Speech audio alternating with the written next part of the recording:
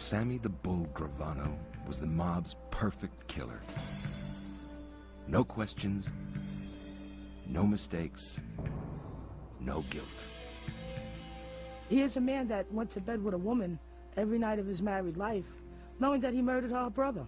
He said he felt like he could feel the bullet leaving the gun. To take a man's life didn't repel him. He built a construction empire in New York City and became underboss to John Gotti, the infamous Dapper Don. Sammy Gravano was the power behind the throne. When the feds closed in, Gravano made a decision that would put his boss behind bars for life and decimate New York's most powerful crime family. As a member of our family's administration, I helped John Gotti run the family.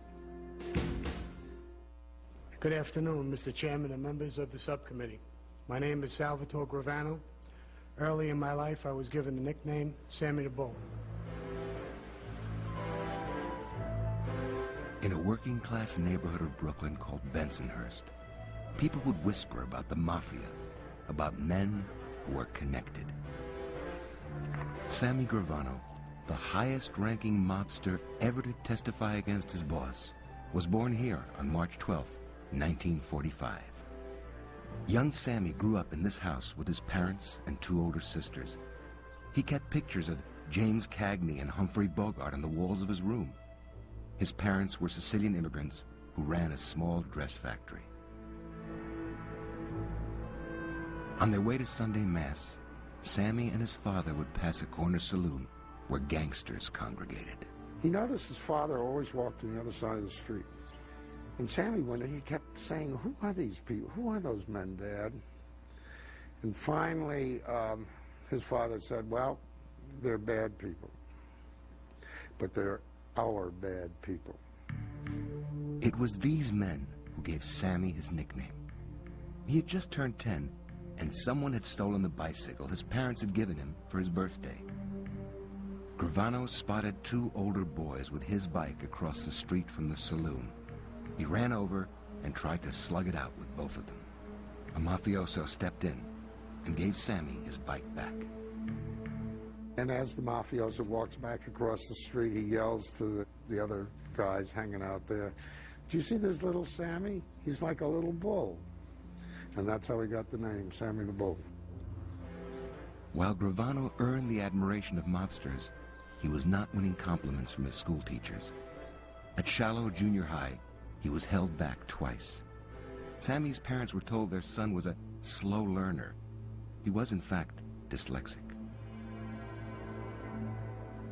He started beating up some of the boys in the class who had been mocking him.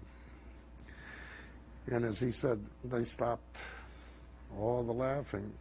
He said, "That was the first time I found out violence paid." One day when he was about 13 years old, Sammy got drunk and ended up in the principal's office. As the principal was lecturing him, Sammy stood up and punched the man, breaking his jaw. Gravano was expelled and eventually ended up in a school for juvenile delinquents.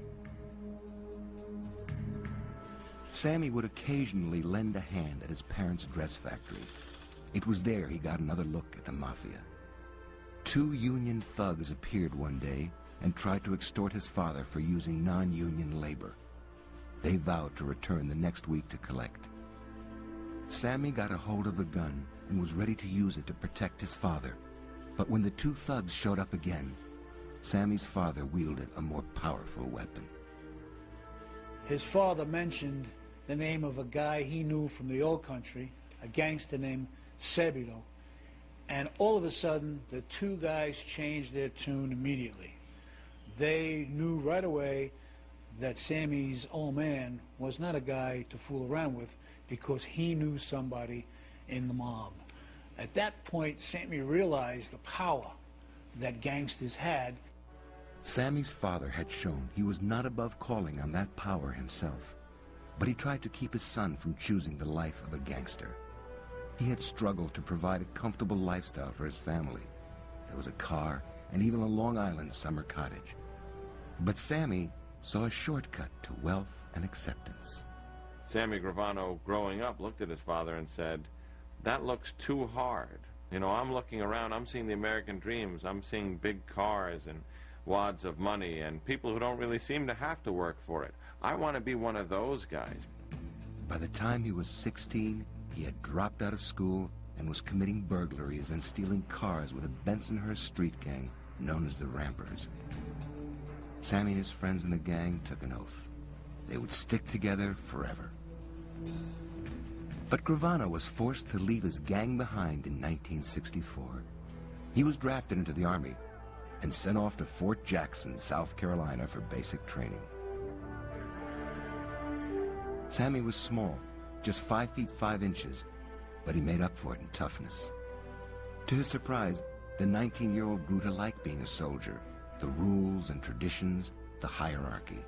Gravano attained the rank of corporal, just as the war in Vietnam was heating up.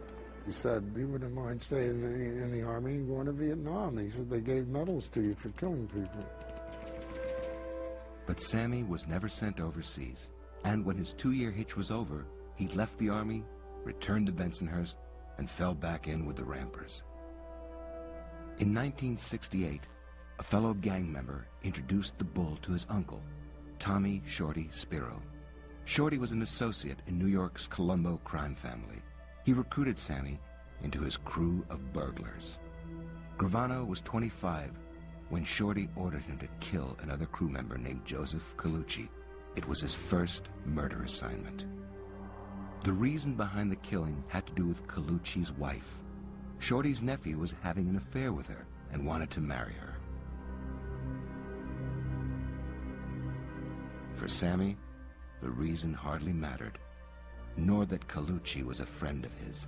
Carrying out the first hit, what mobsters call making your bones, was a vital step in becoming a member or made guy in the Mafia. He believed in the Cosa Nostra principles. And the principles are, when the boss tells you somebody has to go, he goes. Colucci was riding in the front seat of a '64 Riviera on February 28, 1970, after a night of club hopping. Sammy the Bull sat right behind him.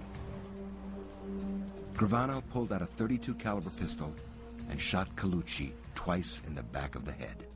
He said he felt like he could feel the bullet leaving the gun, and to take a man's life didn't repel him. It gave him a sense of importance and power that he was now in a position where, sanctioned by some secret society, he could be the instrument that caused someone to live or die. Jackie Colucci learned of her brother's death the next morning. Sammy and all the crowd, all the boys came in and started crying and hugging us and saying, "We're going to find out who did this to Joey. Don't worry. You know, we'll find out what happened." Sammy had made his bones and was on his way to becoming a made guy. His stock in the Colombo crime family soared. That is, until he started feuding with Shorty's brother. Shorty settled the matter by arranging for the Bull to get a Mafia transfer. He left the Colombo family and joined another one, the Gambinos, then the most powerful in New York City. By now, Gravano had started a family of his own. When Sammy met 17-year-old Deborah Shibetta, her innocence caught his attention. They married less than a year later, in April 1971. Sammy would later say they were like wolves who mate and stay together for good. Deborah understood the world she was entering. An uncle was a mob captain. She was strong-minded. She was not flashy. She was good-looking. And she loved Sammy, and Sammy loved her. The couple had a daughter, Karen, and later a son, Gerard. The biggest day of Sammy's life, however, was neither his wedding nor the birth of his children. It came in 1976, when Gambino crime boss Paul Castellano inducted Sammy the Bull Gravano into La Cosa Nostra. Castellano kissed the 31-year-old gangster on both cheeks. He decreed, "I am the boss. I am the father of the family. I am your God." In less than a decade, Sammy would betray that oath joining a plot to murder the father of the family. A plot masterminded by a man to whose fate Gravano would forever be linked. John Gotti.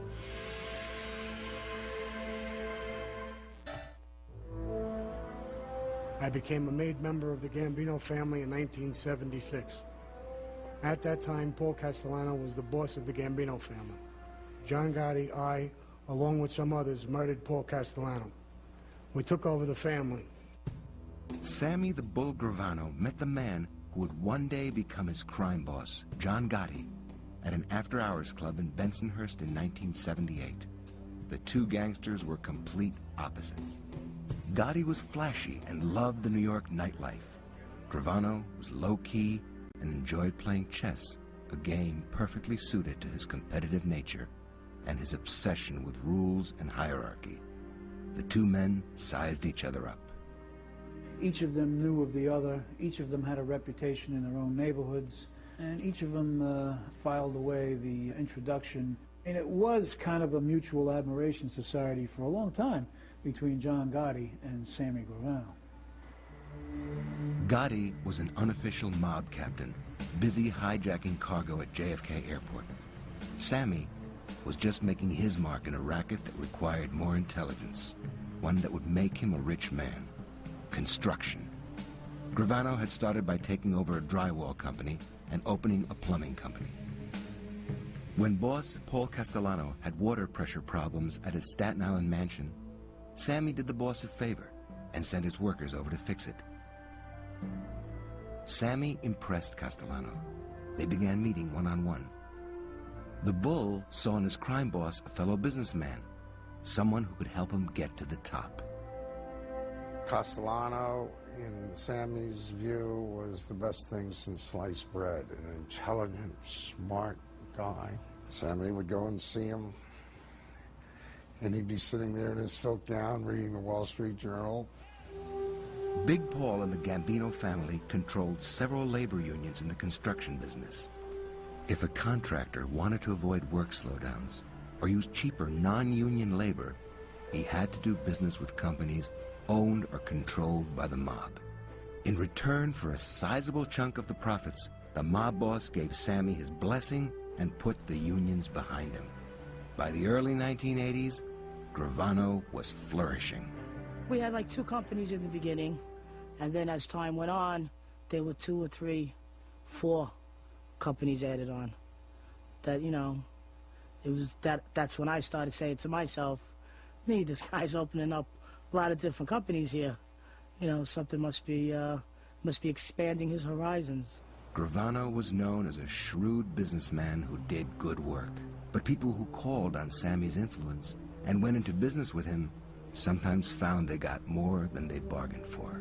What they probably didn't all count on was that over time, Gravano would be more than lending a hand, that he would be taking over their business and that they would be out, and in some cases later they would be dead. But that is the way the world of organized crime works. It is all about the threat of force, then the use of force, and ultimately murder to achieve one goal, which is to make money. The Bull was not only earning a reputation as a big money maker for the Gambino crime family, the boss knew he could also count on Sammy as a killer. In 1980, boss Castellano ordered the murder of a Philadelphia capo named Johnny Keys Simone. This time, Gravano was not the trigger man. Sammy formed his own crews now to carry out mob executions that he planned. He says, you don't have to be a genius to pull the trigger. That's the easiest part of it. It's setting it up. It's making sure it's done. In his rise up the Mafia ladder, Sammy would not let anyone stand in his way, not even members of his own family.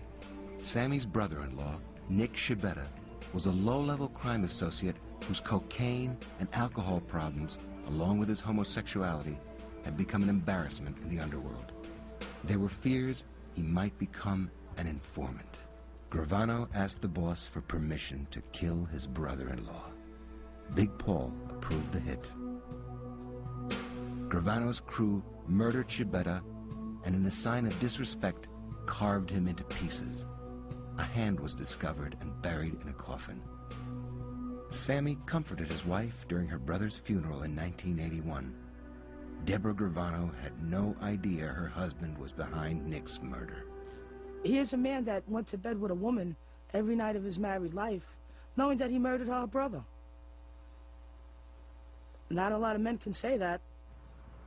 Like other gangsters, Gravano had an ability to separate his mob world from his family life when he returned to his Staten Island home every evening. He had to work hard to bring those kids up. And it is ironic that you can paint the picture of a Fred McMurray home life, the wife, the kids, the loving family, and then you go out every day and you decide who to murder. Sammy spent weekends with his family at a 30-acre estate in rural New Jersey that he had acquired from a building contractor who owed him money. There was a horse-breeding farm and a racetrack. After years of robbing, stealing, and killing, Gravano finally had a home to rival his boss's mansion. He had made it. With his success, however, came growing resentment at Paul Castellano. Like other gangsters in the crime family, Sammy felt that Castellano, who had become boss through his family connection to his predecessor, Carlo Gambino, had never paid his dues on the street.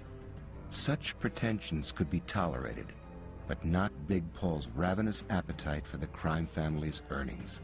Castellano was already taking a big slice of Sammy's and every other gangster's earnings, but the boss was going too far. In 1984, he formed a construction company and made the head of the rival Genovese crime family, Vincent the Chin Gigante, his partner. Gravano and the rest of the Gambino soldiers were left out of most of the contracts. Big Paul even allowed Gigante to murder a Gambino captain.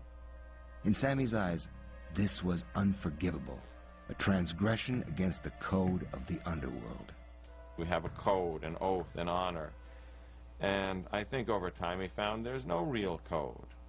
The oath is broken immediately, from the first day, by everyone. And there's no real honor. The resentment against the boss was transforming into a rebellion, led by a man Sammy had met 7 years earlier in a Brooklyn bar, John Gotti. In 1985, Gotti plotted to kill the crime boss. He wanted the bull with him. Gravano hesitated before giving an answer. Castellano was the father of the family. He had groomed Sammy. But John Gotti offered something Paul Castellano never would: power within the crime family. And power meant the opportunity to make even more money. Gravano's pragmatism overcame his sense of loyalty. Every time he saw an opportunity, particularly in business, if that meant killing somebody, he killed somebody. If it meant taking over somebody's business, a bar or a restaurant, he took it over. He saw another opportunity for Sammy Gravano, and he took it. On December 16th, 1985, 4 shooters waited for Paul Castellano to arrive at Spark Steakhouse on 2nd Avenue and 46th Street in Manhattan. Just a block away, Sammy Gravano sat next to John Gotti in a parked Lincoln. If the shooters somehow failed, the Bull was ready with a .357 Magnum to finish the job. There was a bond of trust that started that night, which is, we're knee-deep in this thing, and if this thing backfires, we're both dead. Castellano and his driver, Tommy Bellotti, pulled in front of Sparks at 5 o'clock. Seconds later, gunshots erupted. Gotti and Gravano cruised past a restaurant where Bellotti and Castellano lay in pools of blood. Gotti was now head of the Gambinos. He made Gravano a captain. As the two men celebrated a new era in the Gambino crime family, Sammy had no idea how quickly it would crumble, nor that he would become the instrument of its demise. As a member of our family's administration, I helped John Gotti run the family.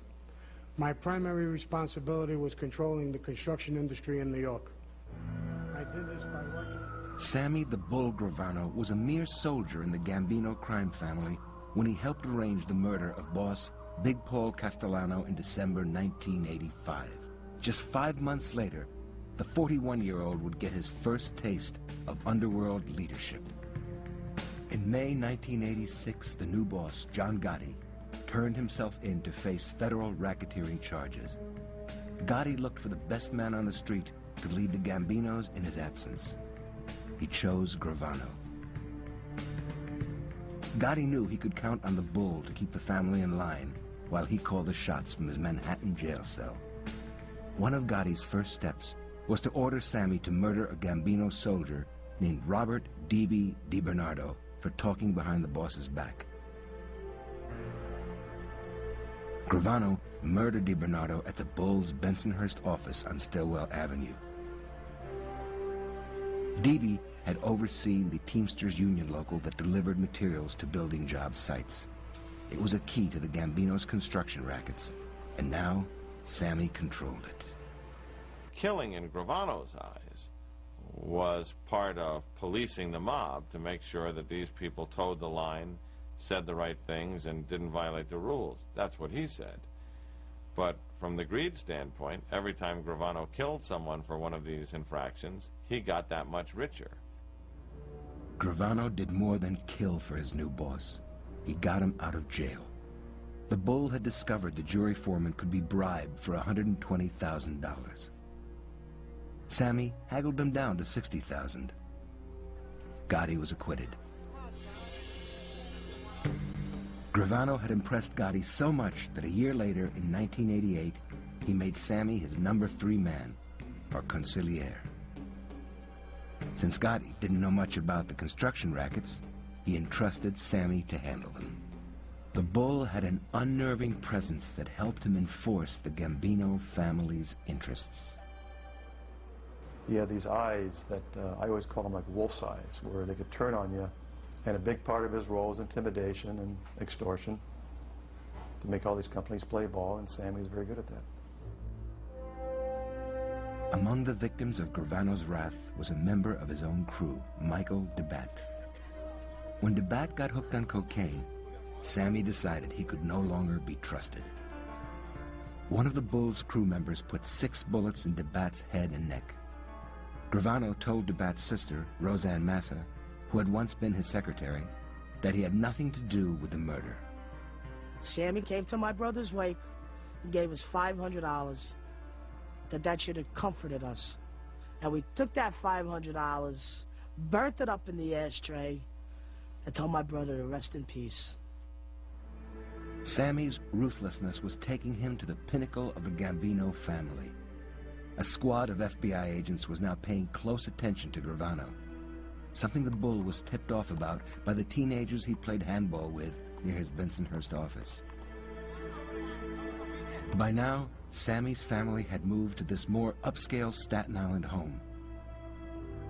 Agents knew Gravano rarely strayed from his morning routine. By 7:30, he was on his way to Gleason's gym in Brooklyn. Teddy Atlas, who had once honed the skills of a Brooklyn teenager named Mike Tyson, trained his fighters there. Atlas occasionally worked out with Gravano and put him through his paces. He heard me say that a fighter, most important thing a fighter has to do is control his fear.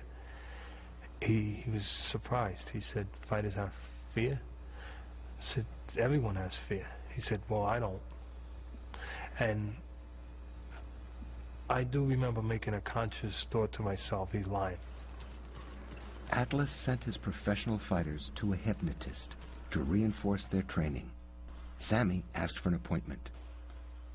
He told me he was a white-collar worker. He wanted to take off weight.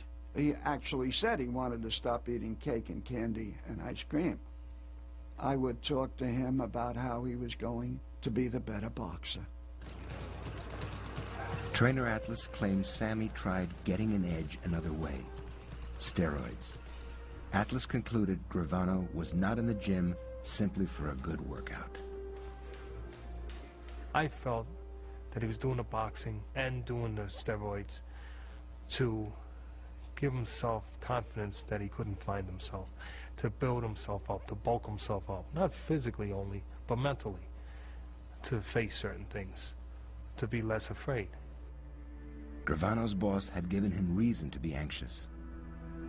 John Gotti had begun holding court at the Ravenite Social Club in Little Italy, which was just a few minutes from FBI headquarters. Gotti made his top leaders check in every afternoon. John Gotti would show up there with his $2,000 suit, his $200 tie, and his entourage, and his luxury car.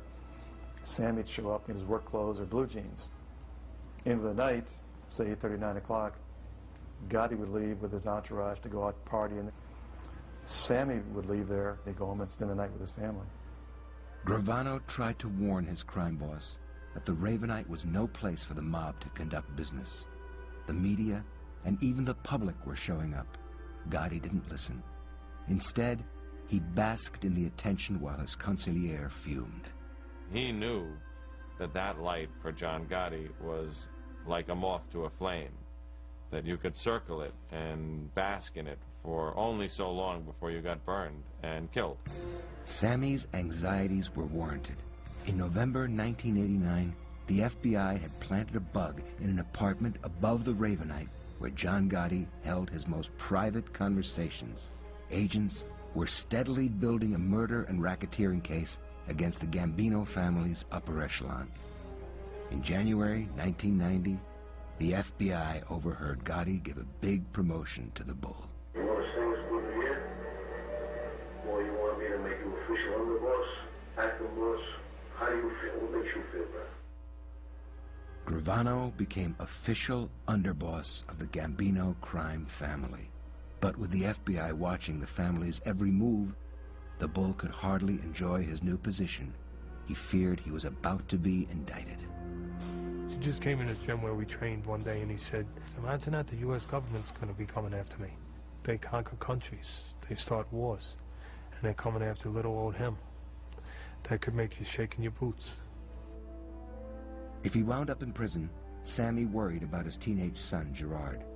While John Gotti had made his son a Mafia captain, Sammy did not want his boy anywhere near the underworld.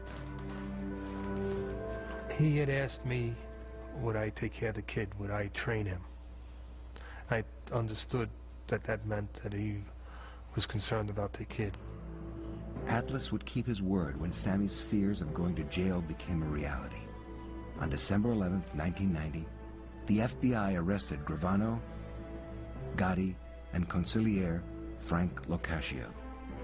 They were locked up in the Metropolitan Correctional Center. It was there that Gravano would make the most important decision of his life, turning his back on La Cosa Nostra and testifying against his boss, John Gotti. I began to cooperate with the government in 1991. I decided to cooperate before we, meaning me, John Gotti, and our acting consigliere, Frank Locascio, went to trial.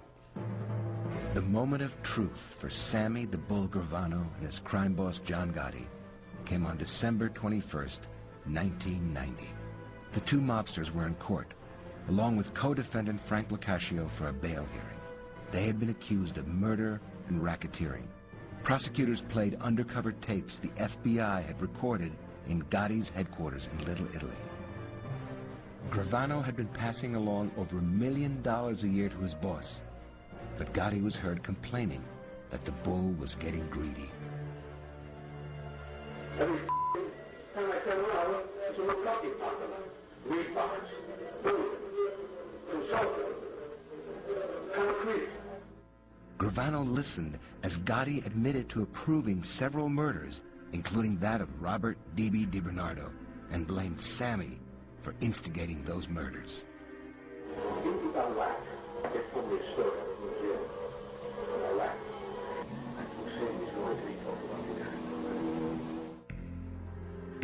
In all, John Gotti had pinned 3 murders on his underboss. For one of the few times in life, John Gotti was actually embarrassed. He wanted to dive under the table. Sammy turned white and then red. He was just furious. The judge denied bail. Sammy, his boss, and Frank Locascio were each locked up in separate jail cells in the isolation unit of New York's Metropolitan Correctional Center. Sammy, a creature of habit who rarely strayed from his daily routine, was back in jail for the first time in 17 years. Unlike Gotti, he had never really done a stretch of, 2 years here or 5 years there. I think jail was strange and frightening to him. Locked in his cell 23 hours a day, the Bull lay on his cot and brooded over Gotti's betrayal. When they were finally released from the isolation unit after a month, Gotti invited his underboss to a man-to-man discussion. John basically told Sammy, I was just talking, Sammy. What are you worried about? What's the big deal? And Sammy said, hey, you were talking about me behind my back. That's not the way things are supposed to run. The Bull looked at the pieces on the chessboard and decided that the boss was setting him up as a pawn that could be sacrificed. Sammy was 46 years old, and if convicted, was likely to spend the rest of his life in prison. I think when he looked at his options then, he said, life in here is not an option, not for any code of honor. After nearly 10 months in jail, Sammy reached a fateful decision, one that would not only change his life forever, but would turn the New York underworld upside down. Gravano, the second highest ranking member of the most powerful crime family in America, would testify for the government. He would become the thing he had always hated, a rat. Sammy sent a message to the FBI. 2 weeks later, he met secretly with agents and a prosecutor in the jury room of the courthouse about cutting a deal. This was the underboss of the family, the man who was used to communicate with all the other families, the man who knew all of the other bosses and underbosses and captains. This was the mother lode. When his wife Deborah and daughter Karen came to visit him in jail, Sammy told them about his deal with the government. Karen, shocked that her father was becoming a snitch, fled the room crying. Deborah stayed behind as her husband explained. He told her what he was going to do. Testify against Gotti and go into the witness protection program. And she wouldn't do it. She said, I can't put my children through it, and me. I think she said, that part of our life is your life, it's not mine. Deborah left the jail, and for the time being, left her husband as well. At midnight on November 8th, Sammy also walked out of the jail, leaving John Gotti and the mob behind forever. John Gotti sent a message to the effect that part of my heart broke when my son was killed. The other part broke when you defected to the government. The Bull was transferred to the FBI's training academy in Quantico, Virginia, where a deal was finalized. Gravano agreed to testify for 2 years in any case the government wanted. The most prison time he could get was 20 years. Back in New York, when word got out that Sammy had become a government witness, flyers were posted all over the city showing Sammy's head on the body of a rat. There were times where he had pangs about cooperating. He had a lot of guilt for what he was doing, a lot of remorse. And he always had this constant fear of being abandoned by the government. On March 2nd, 1992, Gravano became the highest-ranking member of La Cosa Nostra ever to testify against his boss. As he settled into his chair, Sammy ignored Gotti's stare. The jury listened as prosecutors led Gravano through a blow-by-blow account of his life in the mob and the murder of Gambino crime boss Paul Castellano. They believed him. They didn't like him. They didn't like him at all. He's not a likable guy in a lot of ways. Well, in all ways, frankly. But they believed him. Gotti's attorney, Albert Krieger, cross-examined Gravano. The Bull stood his ground.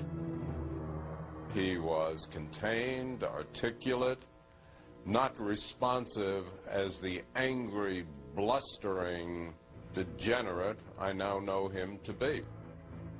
I was a good, loyal soldier, Sammy announced near the end of his 9-day testimony. John barked, and I bit. On April 2nd, 1992, the jury found Gotti guilty of all murder and racketeering charges. Gravano's attitude was Gotti tried to betray him, and Sammy took steps to see that that didn't happen. Like it was a chess game. Except Gotti was playing with checkers. Gotti was sentenced to life in prison without parole at the U.S. Penitentiary in Marion, Illinois. Gravano, on the other hand, was about to become a free man. After helping to put his crime boss, John Gotti, in prison for life in 1992, Sammy Gravano spent the next 2 years testifying for the government. He became the most famous mob turncoat since Joe Valachi. Like Valachi, Gravano testified before a U.S. Senate hearing on organized crime. This one focused on the mob's corruption of professional boxing, including its practice of paying off fighters to throw bouts. Then I believe if he would have knocked them out by accident, he would have picked them up. By the time he finished testifying, Gravano played a role in sending 37 people to prison.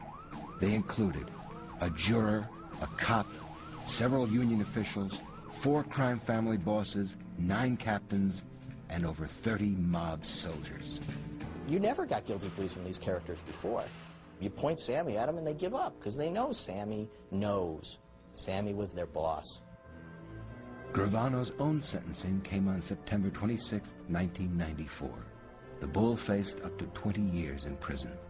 Before sentencing Sammy, Judge Leo Glasser declared, "There has never been a defendant whose impact on organized crime has been so important and so extensive." Judge Glasser sentenced the Bull to 5 years in prison, plus 3 years of supervised release. With time already served, Gravano had less than 7 months left in prison. To Gotti's defense attorney, the sentence was a blot on the justice system. Gravano is filth to his core.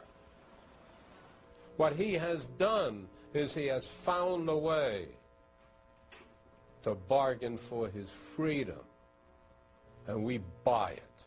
The 37 people who were convicted and in jail because Sammy Gravano testified would be on the street, themselves killing people still, if we didn't reward testimony of accomplice witnesses.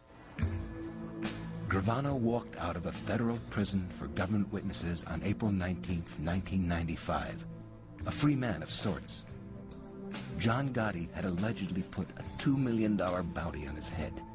He had just turned 50 years old and was about to be reborn in the Witness Protection Program. Before assigning him a new identity, the government did a psychological evaluation of Gravano. The conclusion was hardly reassuring. The likelihood of violent behavior is substantial, the report noted. He continues to be violent despite his age. Let's say he opened a video store. And, a guy opened a video store across the street from him. And he'd say, hey, it's a small town. Why don't you open a video store somewhere else? In his old life, he'd firebomb the guy's store. If he'd reopened, he'd kill him. Now he can't do that. And the question is, can he adjust? Has he adjusted? As the Bull tried to start a new life with a new identity, he showed he was anything but predictable. He had always hugged the shadows as a gangster.